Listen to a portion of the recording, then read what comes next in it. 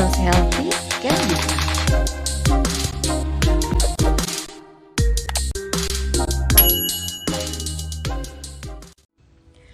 Halo, selamat malam. Kembali lagi ke acara Yuk Ngobrol Sehat bersama dengan Dr. Alona. Nah, pada malam hari ini saya akan membahas tentang tips aman berkunjung ke rumah sakit atau klinik selama era pandemi COVID-19.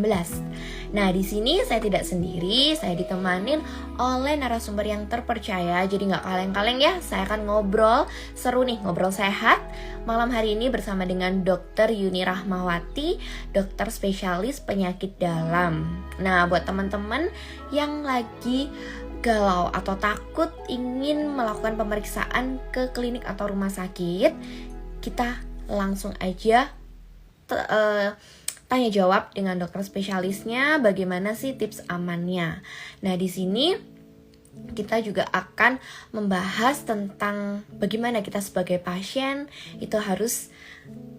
Oke, dokter Yuni udah masuk nih. Oke. Malam hari ini kita akan kedatangan narasumber Dr. Yuni. Halo dokter. Halo Alona, apa kabar? Baik-baik. Dokter gimana kabarnya nih di Lombok? Alhamdulillah sehat-sehat semua. Oke. Dokter, kebetulan kan kedatangan saya ini di acara Yuk Ngobrol Sehat, seorang dokter spesialis penyakit dalam. Nah, pasti setiap harinya kan dokter kayak rutin gitu ya praktek di rumah sakit. Berapa rumah sakit nih dok di sana? Kalau aku saat ini 3 ya, sesuai dengan SIP itu ada 3. 3 rumah sakit ya, berarti sibuk banget nih. Terima kasih udah meluangkan waktu buat teman-teman jadi bisa langsung belajar dari seorang dokter spesialis penyakit dalam. Ya, sama-sama. Oke, kita siap belajar nih malam hari ini. Jadi, seperti yang kita sharingkan di judul kemarin di posternya ya dok ya, bahwa kan situasi COVID di Indonesia semakin hari kan semakin meningkat nih. Dan keresahan orang-orang tentang gimana sih kalau kita ke klinik atau rumah sakit itu supaya aman, itu pasti mereka bingung.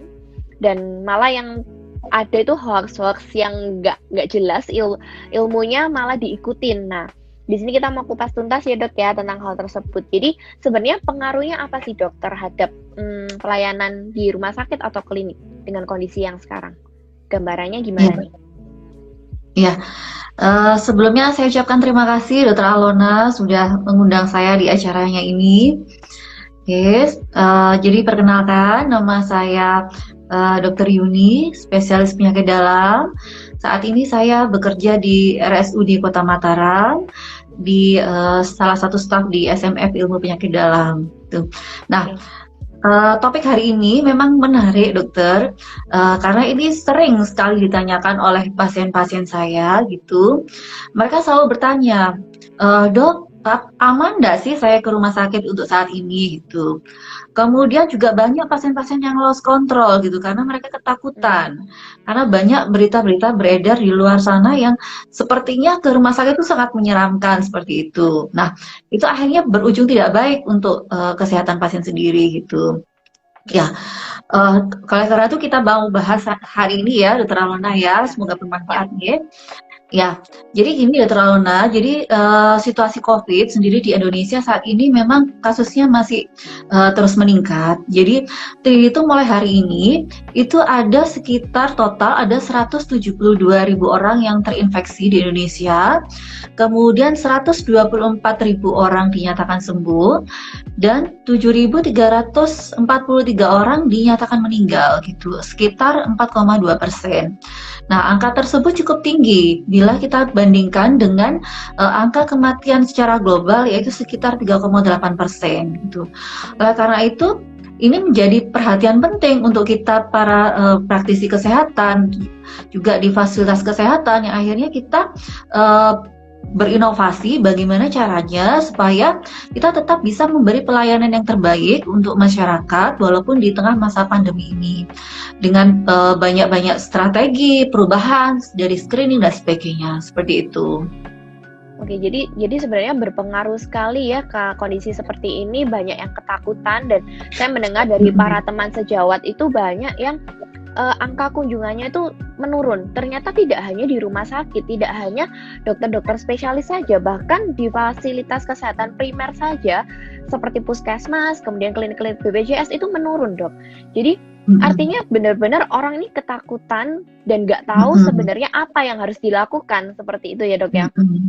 Nah, kira-kira strategi apa saja sih mungkin yang sudah dokter terapkan di rumah sakit tempat dokter berpraktek, apa saja strategi pencegahan untuk pencegahan terhadap penularan infeksi COVID tersebut, terutama untuk pasien-pasien yang berkunjung ke rumah sakit atau klinik? Iya, oke. Yang pertama, di setiap rumah sakit maupun klinik saat ini sudah menerapkan zonasi yang terpisah, Dr. Alona. Jadi kita memisahkan antara zona COVID, zona red zone COVID, dengan zona hijau yang non COVID. Ya, hal ini bertujuan untuk menghindari penularan dari satu pasien ke pasien yang lainnya. Itu. Nah, beberapa rumah sakit ada yang berinovasi dengan cara menginformasikan secara jelas di bagian informasi dari depan itu mereka sudah membuat peta atau mapping gitu. Jadi area-area mana yang termasuk zona merah, kemudian ruangan mana yang termasuk zona hijau. Nah, itu menurut saya suatu hal yang bagus ya gitu, karena dengan begitu pengunjung tidak merasa was-was untuk datang ke rumah sakit karena mereka mengetahui di mana posisi mereka berada saat ini. Seperti itu. Nah, kemudian setelah itu di rumah sakit juga melakukan screening. Ya, jadi dari awal pasien masuk ke rumah sakit itu dilakukan screening berupa pertama adalah pengecekan suhu tubuh. Ya, apabila suhu tubuh pasien di atas 38 derajat maka akan diarahkan ke poliscreening khusus. Nah, kemudian juga ada form. Jadi nanti ada form screening yang harus diisi oleh pasien gitu.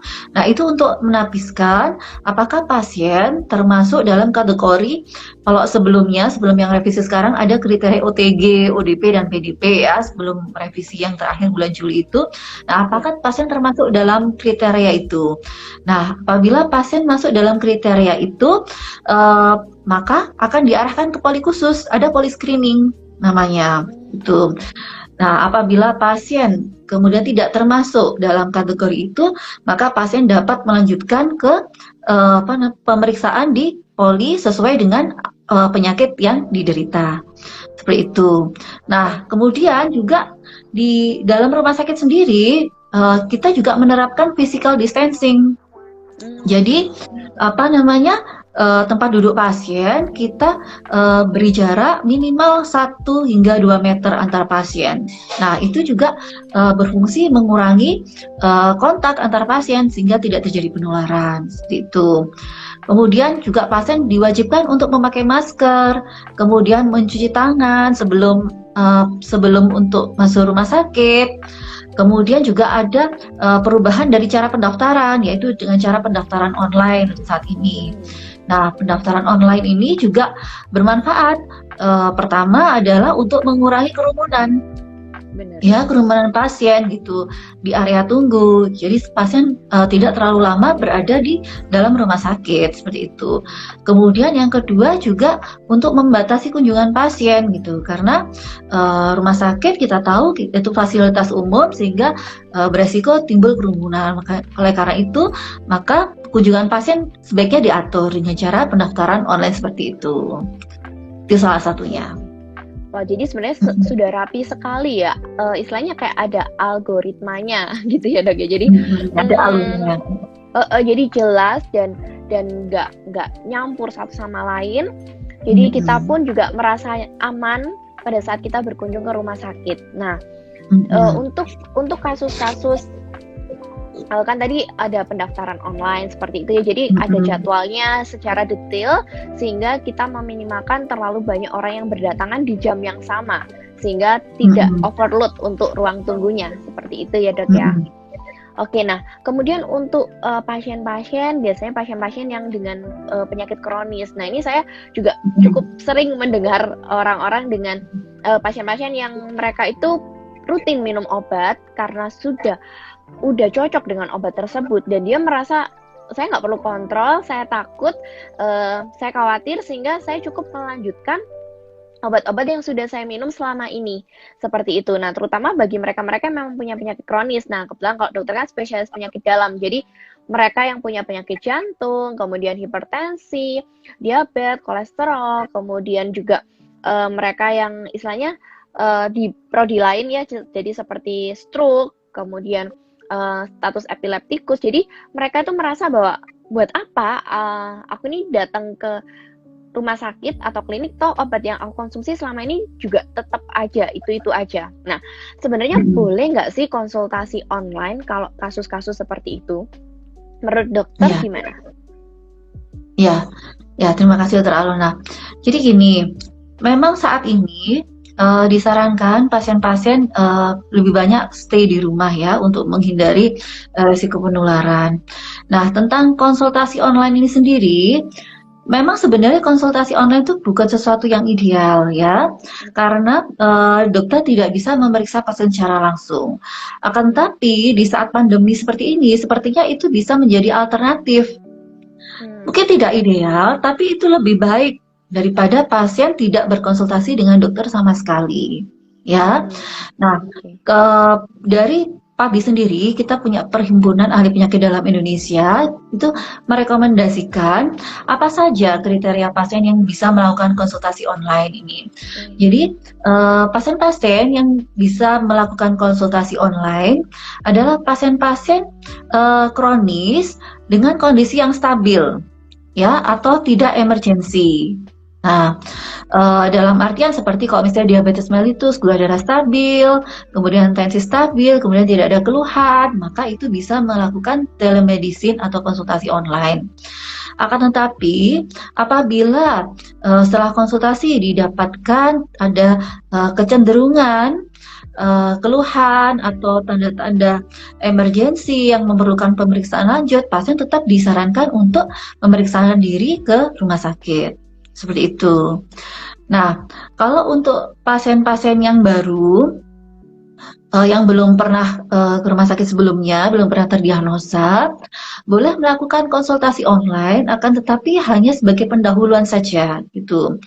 Jadi, apabila masih merasa ragu untuk datang ke rumah sakit, boleh konsultasi online, dokter akan mengarahkan apa yang terbaik untuk pasien, nah, tapi sebaiknya memang dilanjutkan dengan pemeriksaan lebih lanjut gitu, untuk menentukan diagnosa pastinya. Nah, kemudian masalah konsultasi online ini, di beberapa rumah sakit sudah ada yang melaksanakan konsultasi online telemedicine ini untuk pasien-pasiennya gitu, dan itu juga lebih baik karena dokter yang bersangkutan jelas mempunyai surat izin praktek di rumah sakit tersebut dan nantinya akan ada rekam medik resmi sebagai tanda bahwa pasien pernah melakukan konsultasi online, seperti itu. Jadi bisa dibilang anamnesanya melalui online ya dok ya. Jadi kalau dulu kita mungkin bertatap muka, tapi kalau sekarang lebih ke arah online. Nah, kalau misalnya nih kita udah tanya jawab gitu, terus kemudian juga saya banyak melihat sekarang melalui Instagram seperti itu, banyak dokter juga yang melayani konsultasi secara online. Nah, untuk persiapan nih dok, kira-kira boleh nggak sih? Karena banyak orang-orang itu yang tanya kemudian minta obatnya juga seperti itu. Nah, apakah boleh seperti itu? Jadi untuk mengklirkan kepada orang awam bahwa sebenarnya itu baik tidaknya itu seperti apa? Ya, ini dalam konteks konsultasi online ya. Ya, apabila pasien dalam kondisi kronis yang stabil, maka obatnya dapat diresepkan seperti itu. Melanjutkan obat-obat yang sudah dikonsumsi sebelumnya gitu. Tapi apabila pasien belum pernah berkonsultasi dengan dokter sebelumnya, maka memang terbatas. Jadi obat-obat yang bisa kita berikan dalam konsultasi online itu sangat terbatas, oleh karena kita tidak mengawasi pasien secara langsung. Kita tidak mengetahui kondisi pasien secara langsung, dan itu memang ada resiko, ada manfaat. Oleh karena itu, obat-obatan yang kita bisa resepkan secara konsultasi online memang terbatas gitu. Oke, jadi nggak sembarangan minta obat ya dok. Kalau sekarang tuh banyak pasien yang nggak apa-apa deh dok, saya tanya aja, kemudian tanya-tanya aja, obatnya kasih tahu apa yang baik untuk saya kayak gitu kan. Ada yang seperti itu, jadi nggak disarankan ya dok ya. Jadi daripada nanti tidak optimal pengobatannya, kita juga tidak bisa sembarangan memberikan resep tanpa melakukan pemeriksaan fisik, atau bahkan kalau kita memang membutuhkan pemeriksaan lab terutama ya dok ya. Jadi tidak maksimal untuk pengobatannya ya. Nah itu. Nah kemudian kalau nih kita memang tidak memungkinkan konsultasi online, kan tadi ada kriteria yang boleh konsultasi online, ada yang memang mengharuskan kita ini datang ke rumah sakit. Nah kira-kira apa yang harus dilakukan oleh pasien yang akan berkunjung ke rumah sakit atau ke klinik sehingga mereka merasa aman untuk bisa periksa ke dokter? Iya, beberapa pasien memang tidak bisa melakukan konsultasi online gitu. Jadi mereka harus tetap datang ke rumah sakit. Nah, persiapannya apa aja sebelum pasien datang ke rumah sakit? Nah, yang pertama, pasien harus memahami dulu bahwa rumah sakit ada alur pelayanan yang berubah setelah masa pandemi ini.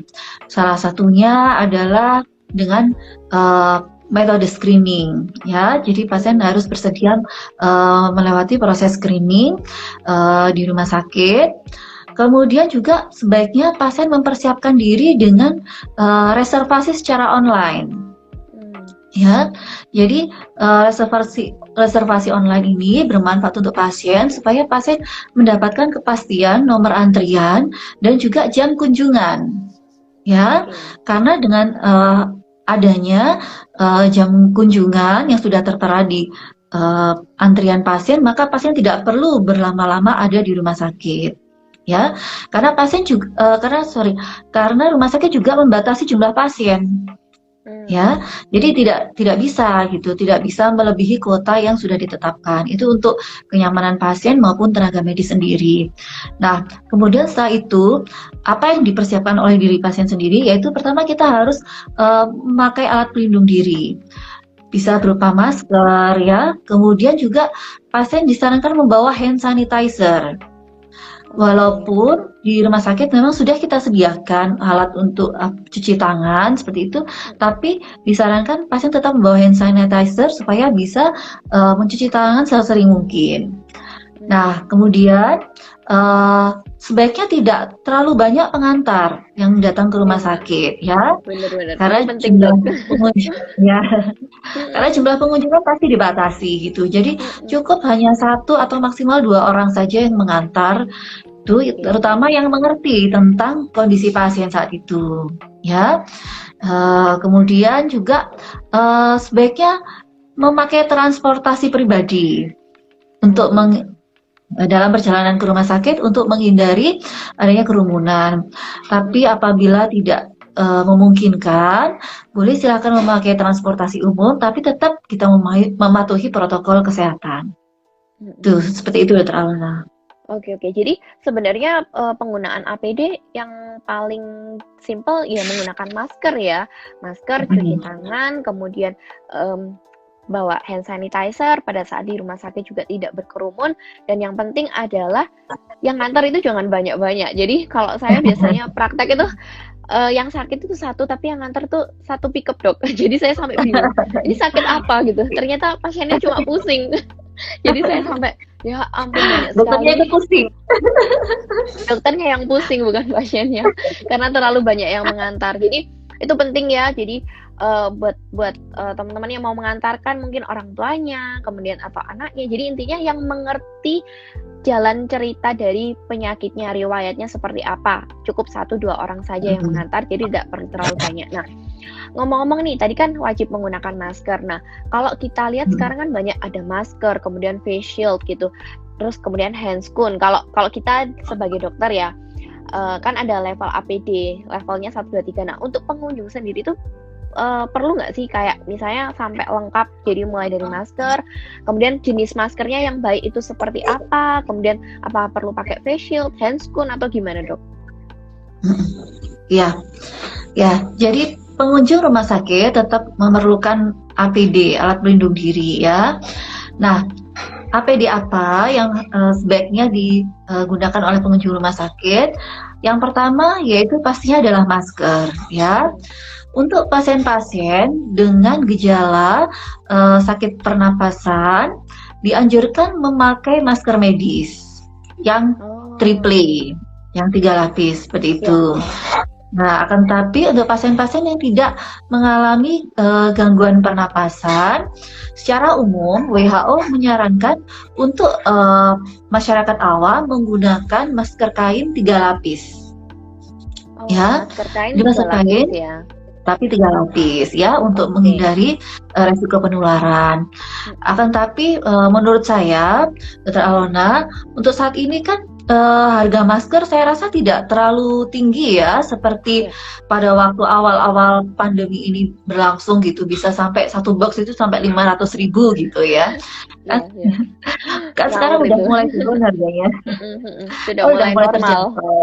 Iya, jadi menurut saya tidak ada salahnya gitu untuk pasien-pasien yang merasa dirinya beresiko tinggi untuk rentan terjadi infeksi, boleh menggunakan masker medis yang 3 lapis itu.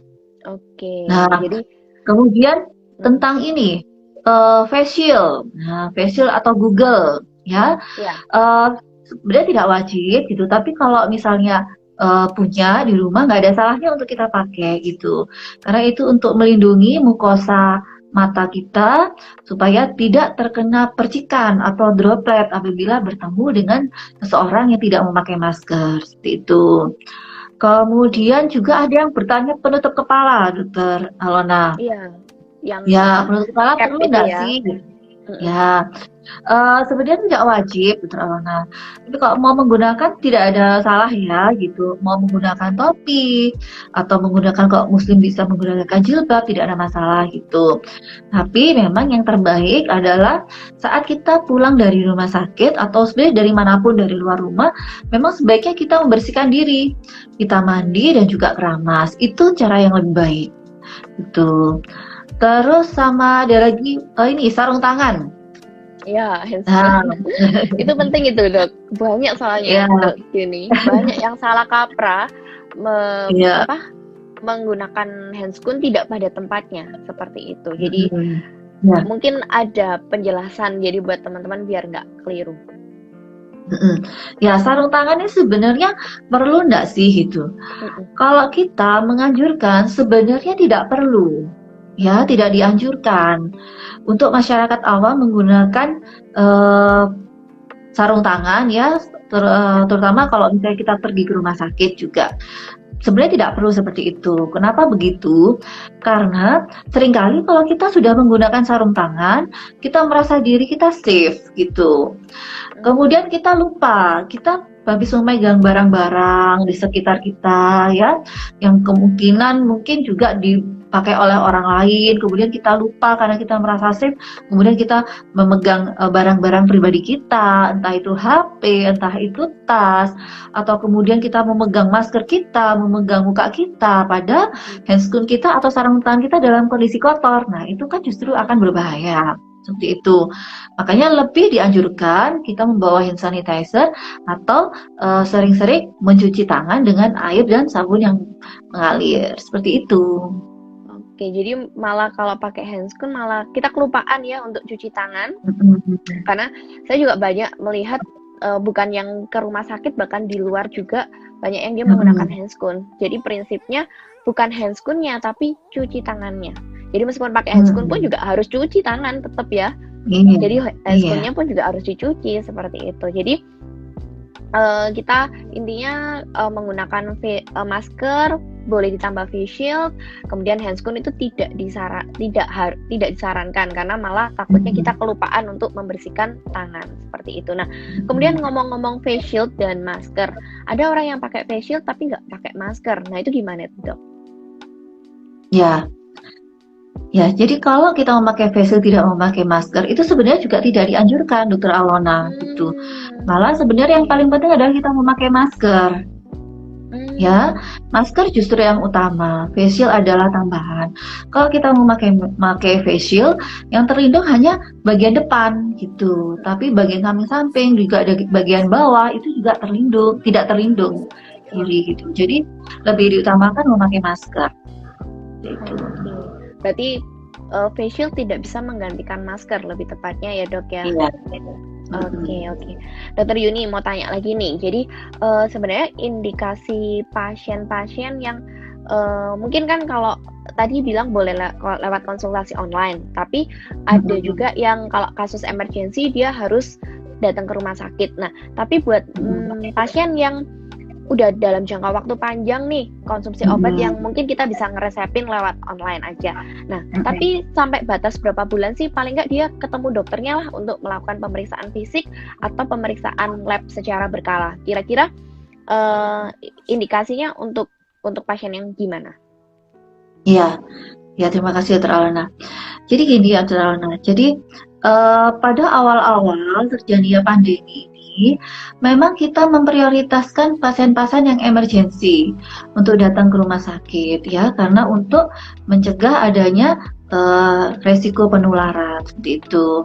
Akan tetapi seiring dengan waktu, ternyata pandemi ini kita masih belum tahu kapan akan berakhir, ya kan? Apakah 2 bulan lagi ataukah 6 bulan lagi, kita masih belum tahu gitu. Sedangkan pasien-pasien yang apalagi pasien kronis ya, mereka membutuhkan monitoring yang rutin, yang kontrol teratur untuk menjaga kondisi kesehatannya. Nah, oleh karena itulah akhirnya kita di rumah sakit sekarang kita beradaptasi gitu. Kita beradaptasi untuk tetap bisa menerima pasien-pasien tersebut gitu, tapi dengan protokol kesehatan yang ketat gitu, dan juga menjaga resiko infeksi supaya tidak terjadi penularan pada pasien. Nah, kenapa akhirnya kita harus beradaptasi gitu? Nah, kalau kita tidak melakukan itu, maka suatu saat kita akan berhadapan dengan pasien-pasien yang awalnya kronis stabil menjadi kronis tidak stabil, ya kan? Karena pasien-pasien sudah lama tidak kontrol. Akhirnya pasien akan mengalami peningkatan gula darah, peningkatan tekanan darah.